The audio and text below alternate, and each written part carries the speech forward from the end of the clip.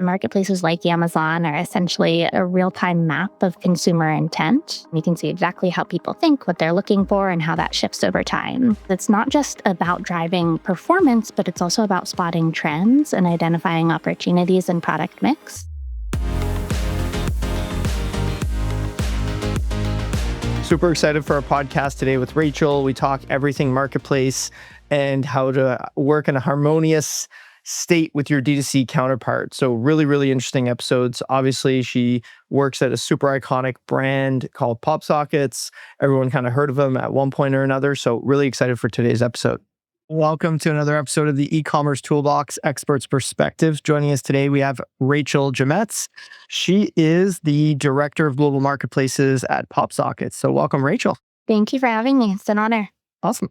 We were chatting before. I had your colleague Jack on about a year ago. So excited to get a slightly different perspective of the similar business. But what we really wanted to talk a bit about today was a lot about marketplaces and how marketplaces and D2C work as one system and not separate P&Ls kind of fighting for attribution, although I'm sure that doesn't happen for you guys. So maybe why don't you kick us off with telling us a bit about your career journey, how you ended up in your role, and your background. Yeah, absolutely. So I'll start with my current role at PopSockets. I'm very fortunate to work with an incredible team and a playful product that is especially fun for me because I was a user and had a genuine love for PopSockets long before I joined the company. So particularly fun one. I've been in the marketplaces space now about 8 years. I got started at a nonfiction publishing house named Callisto Media. And this is where I became really interested in language and how consumers choose what to search for, which is what Amazon and marketplaces in general boil down to. So that curiosity naturally translated into e-commerce. Marketplaces like Amazon are essentially a real-time map of consumer intent. You can see exactly how people think, what they're looking for, and how that shifts over time. So I gravitated towards that because it's not just about driving performance, but it's also about spotting trends and identifying opportunities in product mix. So that combination of language, data, and behavior has really kept me hooked in the marketplaces space. Very cool. And when I chatted with Jack about a year ago, he was telling us a bit about how PopSockets really evolved from being like a single product SKU company to more of like a mobile lifestyle brand. I remember being really impressed. So you guys are obviously doing weekly drops, some niche subculture stuff that you're jumping on in 70 plus countries. From a marketplace standpoint, like how are you keeping up with like such a diverse product catalog? And how does that translate to operational complexity? I know a lot of the e-com platforms themselves are built to be able to handle this, but talk to me a bit about from the marketplace side. Yeah, so each channel is unique and we really treat them as such. PopSockets.com is treated as the beacon of the brand. So anything new, exciting, and exclusive will be found on .com. But if you're shopping on Best Buy, you'll see a far more tech-focused product line. And on Amazon, in marketplaces widely, we sell products with the most mass appeal. So when it comes to introducing new products on marketplaces in this constant weekly or more rotation of collection drops, we take a part proactive, part reactive approach. The proactive side takes these product collections and breaks them down into individual products that roll up to common keywords.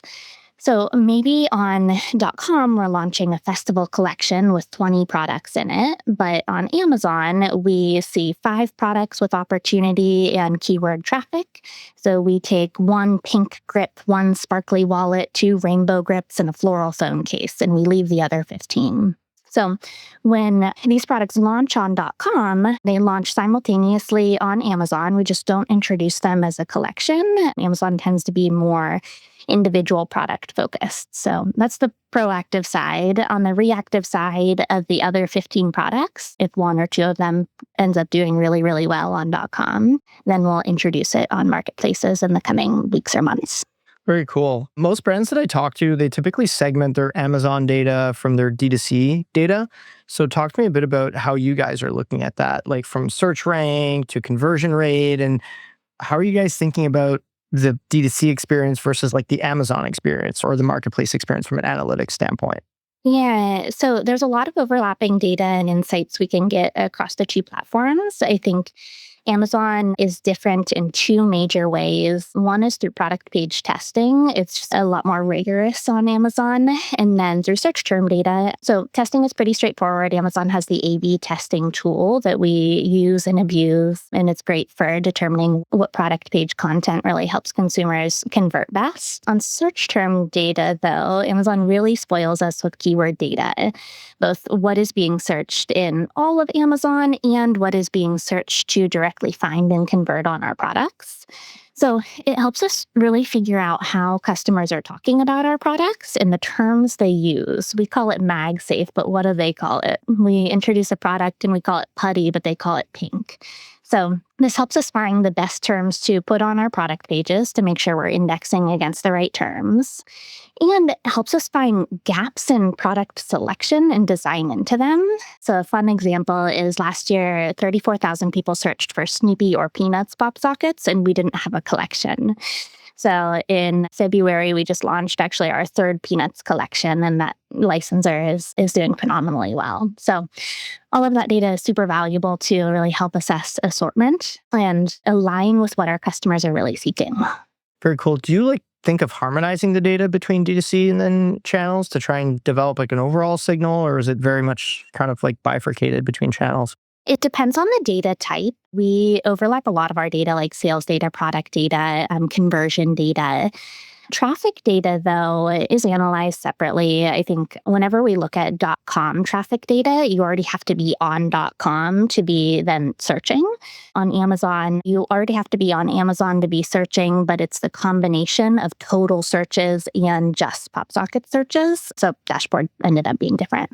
Very cool. Yeah, we chatted a bit about this already, but do you have any other examples of how you're able to leverage some of your marketplace data to inform a collection? I know you just chatted about the peanuts. Is this pretty common practice for you guys? Yes and no. We have our fair share of product collections that are informed by search trends, but we have plenty of collections that have no search data backing whatsoever. PopSockets is the category pioneer of the phone grip, so it's in PopSockets' DNA to be unexpected, delightful, and innovative, not just to give the consumer what they're already seeking. Very cool. PopSockets operating across a ton of different channels, ton of different countries. How are you deciding what markets to enter? So for example, if you want to enter Amazon Portugal, how are you making those decisions? Seems kind of random, you know what I mean? Yeah. So Amazon Portugal is not available right now, which is why we're not in Amazon Portugal. But as it relates to Amazon, this is actually a really fun one. So it's an 18-month project now that's finally coming to a head. Amazon released a beta program named GPE, or Global Procurement Excellence. It's super fun, and it's really helped us streamline access to Amazon markets globally. So the GPE program includes all available Amazon markets outside of India and Brazil that are just a little bit harder to get into right now, but hopefully there's a future where the GPE program includes India and Brazil. So this program places orders. It operates from a central team that sits in the US, sits in Seattle, and it places orders directly from our factories in Vietnam, Thailand, or China, picks up locally, and then takes that inventory and disperses it out to the 19 different countries that are participating in the program.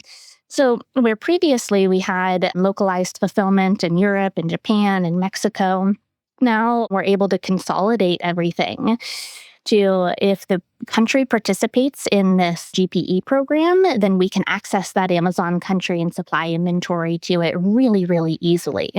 So that's been a huge operational streamlining for us in a major program that we're really, really just getting into the sell-through operations for now.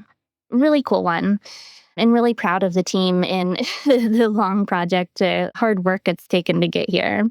Outside of Amazon, though, it really depends on the dominant marketplace in the country and what's important to the shoppers in that country. So in Japan, it's Rakuten over Amazon. In the Philippines and India, it's Shopee.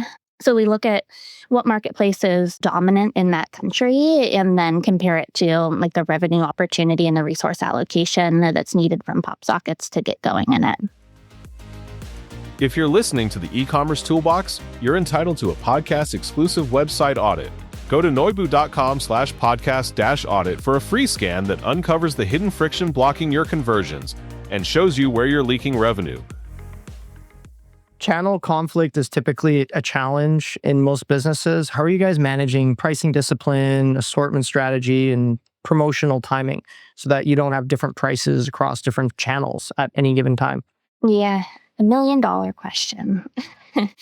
We don't have a magic solution here, but I've seen a number of different tactics that try to trick the pricing algorithm, any one of the pricing algorithms, because each channel has them outside of PopSockets.com. But I've seen that these tactics never work for too long. So for us, it comes down to three things: national promotions, product curation, and just being a good, honest partner to each one of our retailers. So if we're running a promotion in one channel, we offer it to all channels that have those same products. Where we have opportunities to differentiate assortment, we take them. And then ultimately, in any first-party relationship, these retailers have the right to price independently, and we have to respect that. Very cool. On to another challenging question. I'll never forget going through European markets. I saw a lot of pop sockets that were not actually pop sockets.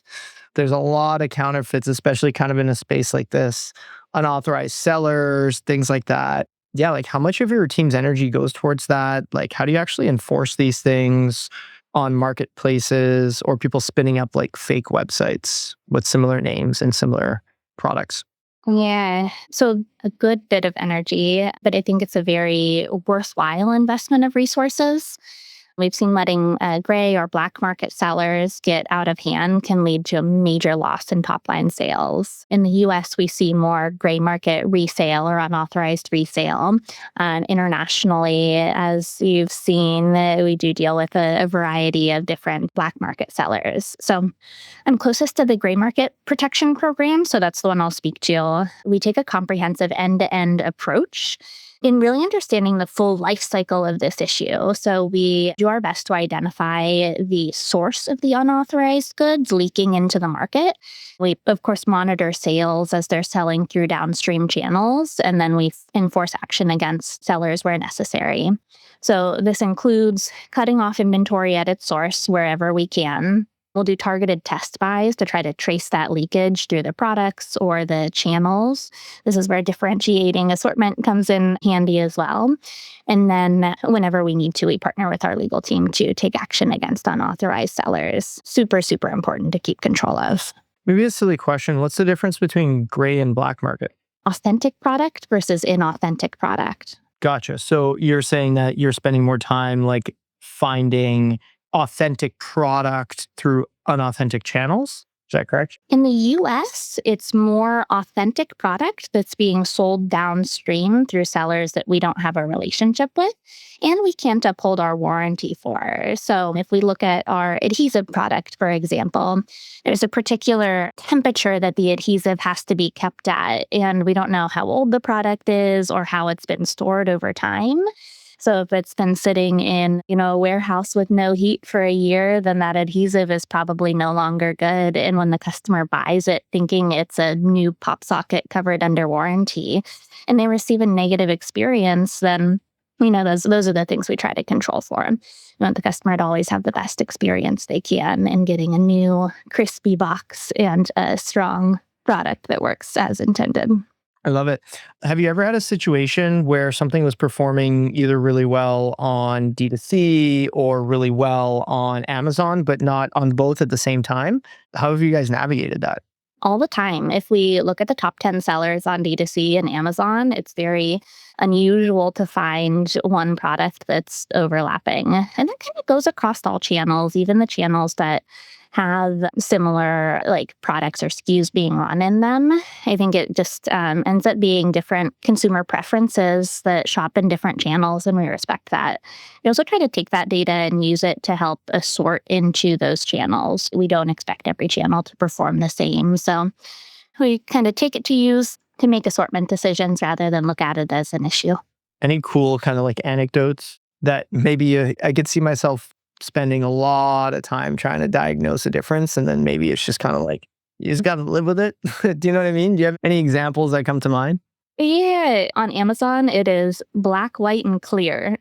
Our top 10 sellers, 8 of the 10 at any given time are black, white, and clear, and that's always to be expected. We've seen gold radial pop up into the top 10 and sometimes a purple one. Whenever we look at .com, it's almost always licensors making up 5 or more. So we just released a one-piece collection that's doing really, really well. And there's a yellow Luffy's hat that's like our number 3 product from March. And that's like number 500 on Amazon, like so far down the list. So again, Amazon's like super mass appeal, and D2C really captures our high intent niche customers in huge volumes. That's funny how that works.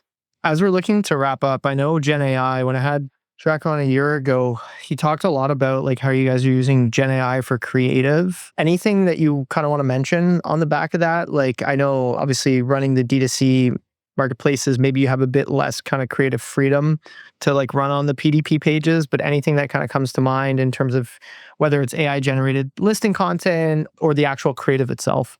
Nothing revolutionary. Creative content generation through AI has been really helpful in our like A/B testing, but we'll do the initial content creation for the A/B test using AI, and then we'll tap into our creative team to really make sure that that image, should we move forward with applying it to multiple product pages, carries all of the detailed specs of our products and like all of the ripples in the accordion, for example.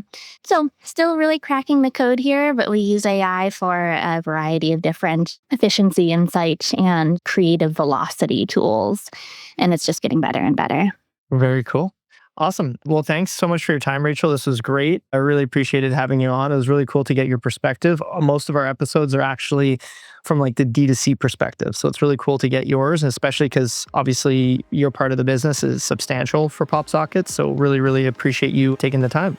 Yeah, absolutely. It's been a pleasure. The e-commerce toolbox, AI in retail, is brought to you by Noibu. To find out more about Noibu and how we unify error monitoring, site performance, and experience analytics to uncover growth opportunities and skyrocket your revenue, visit www.noibu.com. That's Noibu.com.